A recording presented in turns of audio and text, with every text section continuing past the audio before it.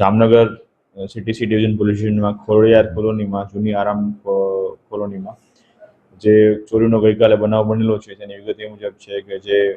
આ મકાનમાં જે ભાડેથી જે રહેતા હતા વ્યક્તિ એ બપોરના સમયે મકાન બંધ હોય તે સમયે કોઈ અજાણ્યા ઈસમ દ્વારા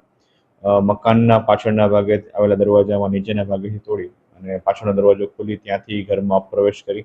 અને ઘરમાં અલગ અલગ બેડરૂમમાં અને રૂમમાં રહેલા કબાટોમાંથી સોનાના અલગ અલગ જે દાગીના છે તેની ચોરી કરવામાં આવેલી છે. જે ચોરીમાં આશરે કુલ અલગ અલગ જ્વેલરી મળીને આશરે 24 તોલા સોનું અને જેની કિંમત 6,01,000 રૂપિયા જેટલી થાય છે એ બાબતના કુલ ચોરી થઈ છે. જેની બાબતની ફરિયાદ સિટી સી ડિવિઝન પોલીસ સ્ટેશનમાં BNS 331-3 અને 305 મુજબની ફરિયાદ દાખલ કરવામાં આવેલી છે અને અલગ અલગ ટીમો LCB અને સિટી સી ડિવિઝનના સ્ટાફ દ્વારા આ પ્રકારની ઇન્વેસ્ટિગેશન ચાલુ છે.